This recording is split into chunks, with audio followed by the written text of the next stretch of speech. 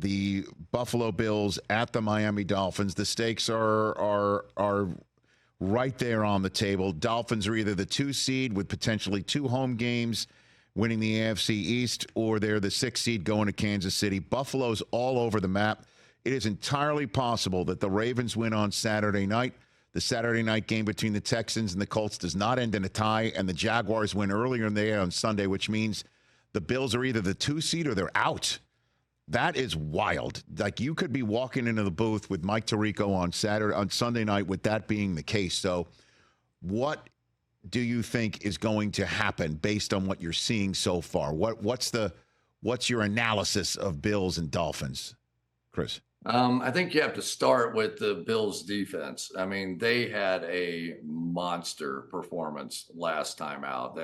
I mean, Rasul Douglas has come over in that trade from Green Bay and just made such a difference. And he stands to benefit from the fact that Micah Hyde and Jordan Poyer in the secondary have been there forever, right? They understand Sean McDermott's defense inside and out, and literally just talk his way through everything. And he's had, I want to say, 4 interceptions.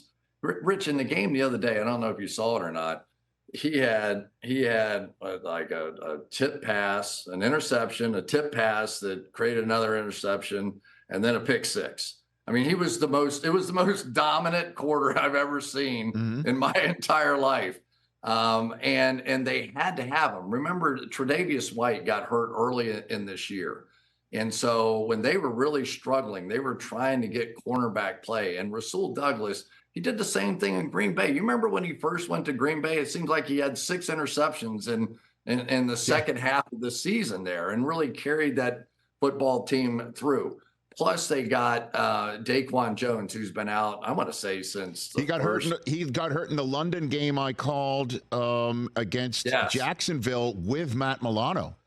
That's exactly right. And Matt Milano is still out, but Daquan Jones is back.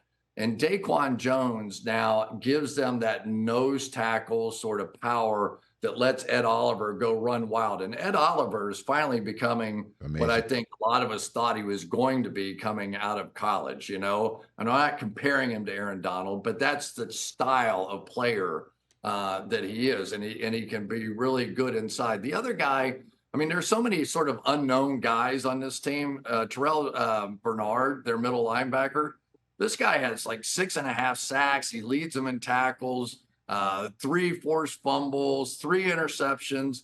He's really become the leader of that defensive team. And over the last month, you know, even with Von Miller doing nothing, you know, Von Miller, he was a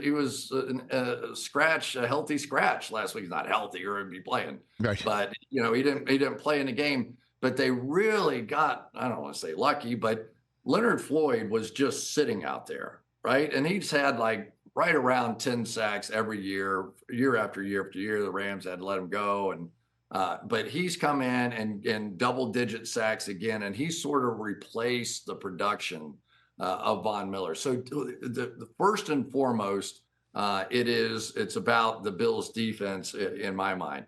And then who's playing for Miami? You know, is Jalen Waddle playing? Is Raheem Mostert playing?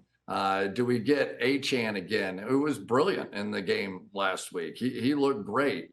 They're a little thin on the offensive line. They've lost some people up front there. So, and the other thing, Miami really has not had a big offensive day yet against a good team. Mm-hmm. You know, they had a pretty good day, I guess, against Dallas. I really didn't even get to see anything but the highlights of that one.